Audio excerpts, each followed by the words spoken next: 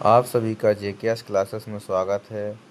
तो आज अपन लोग यूपी टेट परीक्षा 2026 की तैयारी के क्रम में पर्यावरण अध्ययन के जिसमें 30 प्रश्न आते हैं, उन प्रश्नों में जो इम्पोर्टेंट क्वेश्चन हैं जो हमेशा पुराने पेपर में पूछे गए हैं, तो उनको देखते हैं जो बहुत ही इम्पोर्टेंट हैं। तो नंबर 1 क्वेश्चन है, अपना चिपको आंदोलन की शुरुआत कहाँ से हुई थी? तो उत्तराखंड में हुई थी, उत्तराखंड के चमोली ज़िले से। और इसके जो लीडर कौन थे? सुंदरलाल बहुगुणा। और कब हुई थी? तो ये 1973 में हुई थी, यानी चिपको आंदोलन। जी किससे संबंधित है? पेड़ों से, पेड़ों की कटाई से। इसके बाद देखते हैं अपन लोग दूसरा जो इम्पोर्टेंट क्वेश्चन है, वो है WWF का पूरा नाम। तो ये बहुत इंपॉर्टेंट है, कई बार पेपर में पूछा गया है। तो इसका पूरा नाम क्या है? World wide fund. क्या है? World wide fund. इसके बाद देखते हैं अपन लोग इम्पोर्टेंट क्वेश्चन है जो वन महोत्सव के जनक कौन है? तो एम मुंशी। कौन है? एम मुंशी। और वन महोत्सव कब से लागू हुए? 1950 से। इसके बाद अपन लोग देखते हैं लाल पांडा विलुप्त प्रजाति है, ये कहाँ पाई जाती है? चीन में। कहाँ पाई जाती है? और भारत में कहाँ पाई जाती है ये? सिक्किम राज्य में। इसके बाद इम्पोर्टेंट क्वेश्चन ये है कि हरित विकास यानी ग्रीन डेवलपमेंट पुस्तक के लेखक कौन है? तो इसके लेखक हैं WM एडम्स। तो ये भी इम्पोर्टेंट है। इसके बाद देखते हैं अपन लोग विश्व गौरैया दिवस कब मनाया जाता है? तो 20 मार्च को मनाया जाता है। कब मनाया जाता है? 20 मार्च। इसके बाद विश्व पर्यावरण दिवस कब मनाया जाता है? तो 5 जून। और कब से मना रहे हैं अपने इसको? 1973 से मना रहे हैं अपन लोग। इसके बाद देखते हैं अपन लोग इम्पोर्टेंट क्वेश्चन है ग्रीन मफलर किससे संबंधित है ये? तो ये है ध्वनि प्रदूषण से। किससे? ध्वनि प्रदूषण से। इम्पोर्टेंट, बहुत इंपॉर्टेंट क्वेश्चन है प्रोजेक्ट टाइगर यानी बाघ परियोजना कब से शुरू हुई थी? 1973 से। कब से? 1973 से। इसके बाद टाइगर दिवस यानी बाघ दिवस कब मनाया जाता है? तो 29 जुलाई को मनाया जाता है। ये भी बहुत इंपॉर्टेंट है।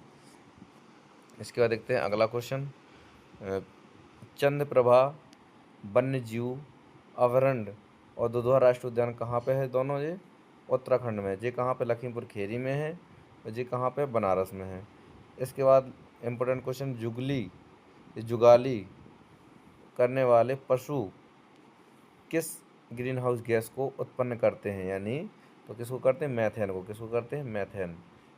इसके बाद देखते हैं ग्रीन हाउस प्रभाव को प्रभावित करने वाली गैसें कौन कौन सी हैं? तो CO2 यानी carbon dioxide, methane, nitrous oxide और जलवाष्प। यानी विकल्प में क्वेश्चन आएगा कि निम्नलिखित में से कौन सी गैस ग्रीन हाउस प्रभाव को नहीं करती है? तो क्या करेंगे? नहीं आएगा। तो नहीं में अपन लोग CO2 होगा, CH4 होगा और जलवाष्प होगा। तो इसके बाद जो भी चौथा विकल्प होगा वो अपना सही होगा। तो देखते हैं अगला क्वेश्चन, भारत का प्रथम कार्बन मुक्त राज्य कौन सा है? हिमाचल प्रदेश। कौन सा है? हिमाचल प्रदेश। इसके बाद देखते हैं अपन लोग, बहुत ही इंपॉर्टेंट क्वेश्चन है UNEP, इसका पूरा नाम क्या है? United Nations Environment Programme. इसका मुख्यालय कहाँ है? नैरोबी केन्या में है। EPA का पूरा नाम एनवायरनमेंट एंड इकोलॉजी। इसके बाद इम्पोर्टेंट क्वेश्चन, नर्मदा बचाओ आंदोलन, ये क्या है? ये गुजरात, मेघा पाटकर ने इनका नेतृत्व किया था। और ये क्या है? यहाँ पे एक बांध बनाया जाता था, सरदार सरोवर बांध, उसके विरोध में किया गया था जी। इसके बाद देखते हैं बहुत ही इंपॉर्टेंट है जी, राष्ट्रीय पर्यावरण शोध संस्थान नीरी। नीरी का मुख्यालय कहाँ है? नागपुर में। नागपुर महाराष्ट्र में। इसके बाद देखते हैं अपन लोग ओजोन दिवस कब मनाया जाता है? 16 सितंबर को मनाया जाता है। कब मनाया जाता है? 16 सितंबर को मनाया जाता है। इसके बाद देखते हैं अपन लोग राष्ट्रीय वन अनुसंधान संस्थान कहाँ है? देहरादून में। इसके बाद इम्पोर्टेंट क्वेश्चन, भोपाल गैस त्रासदी रिसाव किस गैस के कारण हुआ था? तो MIC, Maithil isocyanate. Maithil isocyanate. इसके बाद देखते हैं पारिस्थितिकी विज्ञान केंद्र कहाँ है? बेंगलोर में। बेंगलोर कर्नाटक में। भारतीय वन्य जीव संरक्षण अधिनियम 1972, बहुत इंपॉर्टेंट है जी। भारत में पर्यावरण संरक्षण अधिनियम 1986, यही बहुत इंपॉर्टेंट है। जैव विविधता अधिनियम 2002। इसके बाद देखते हैं अपन लोग जैविक मरुस्थल किस नदी को कहते हैं? तो दामोदर। किस नदी को कहते हैं? दामोदर। भूमिगत जल को दूषित करने वाले अजैविक प्रदूषक का नाम क्या है? ये भी बहुत बार पेपर में आया है। तो क्या है? आर्सेनिक। क्या है? आर्सेनिक। देश का प्रथम बायोडीजल संयंत्र कहाँ पर बनाया गया है? आंध्र प्रदेश। और पौधे का नाम क्या है? जेट्रोफा। ध्रुव तारा सदैव कौन दिशा में दिखाई देता है? उत्तर दिशा में। कौन सी? उत्तर दिशा में।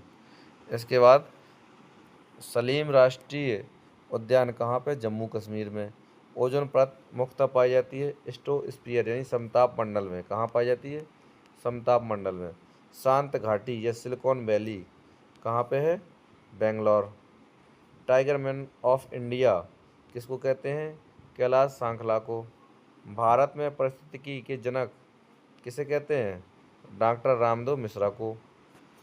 एक्स किरणों की खोज किसने की थी? रोंटगन ने। इसके बाद टीवी पर इन टीवी में कौन सी किरणें निकलती हैं? रेडियो तरंगें। भविष्य का ईंधन कौन सी गैस? हाइड्रोजन। आकाश नीला क्यों दिखाई देता है? प्रकाश के प्रकीर्णन के द्वारा। स्टोन लेप्रेसी किसके कारण होती है? अम्ल वर्षा के कारण। लाइकेन सूचक है वायु प्रदूषण का। काय का? लाइकेन सूचक है वायु प्रदूषण का। इटाई इटाई रोग बहुत इंपॉर्टेंट है। किसकी अधिकता से होता है? केडमियम। इसके बाद देखते हैं अपन लोग भारत की वायु गुणवत्ता जांच करने वाली पहली मोबाइल ऐप का नाम क्या है? सफ़र। क्या है? सफ़र। इसके बाद ब्लैक फुट रोग आर्सेनिक की अधिकता से होता है। ये भी बहुत इंपॉर्टेंट है। मिनी माता रोग ये बहुत इंपॉर्टेंट है। पारा की अधिकता से। ध्वनि तीव्रता नापते हैं अपन लोग, ये भी इम्पोर्टेंट है। डेसिबल से। कैसे? डेसिबल से। सामान्य बातचीत की ध्वनि तीव्रता कितनी होनी चाहिए? 60 डेसिबल होना चाहिए। जेट विमानों से उत्पन्न शोर या सोनिक बूम को कैसे नापते हैं अपन लोग? मैक इकाई से। कैसे नापते हैं? मैक। इसके बाद अपन लोग देखते हैं मोटर कारों के प्रदूषण जांच में किसकी मात्रा मापी जाती है? सीसा और कार्बन की। सीसा और कार्बन की। फ्लाई ऐसे पत्थर का कोयला या कोल यानी फ्लाई ऐसे जो है रोग वो पत्थर के कोयले वालों के में जो काम करते हैं वहाँ होता है। यूपी की कौन सी नदी पर्यावरण प्रदूषण जैविक आपदा घोषित की गई? यमुना। कौन सी? यमुना। इसके बाद इम्पोर्टेंट क्वेश्चन है एमनेस्टी इंटरनेशनल का मुख्यालय कहाँ है? तो लंदन में है। 1961 में इसकी स्थापना हुई थी। ग्रीन पीस या हरित शांति का मुख्यालय कहाँ? यही बहुत इंपॉर्टेंट है। तो एम्स्टर्डम। इसके बाद केवला देव राष्ट्रीय उद्यान भरतपुर राजस्थान में है। तो ये 50 इम्पोर्टेंट क्वेश्चन हैं। तो इसके बाद देखते हैं केंद्रीय प्रदूषण नियंत्रण केंद्र का मुख्यालय कहाँ है? दिल्ली में। तो इस प्रकार से अपने 50-51 क्वेश्चन बहुत ही इंपॉर्टेंट क्वेश्चन है, इनको पढ़ना है और इस वीडियो को बार बार देखना है। तो इस वीडियो को अधिक से शेयर करें और चैनल को सब्सक्राइब जरूर करें। धन्यवाद।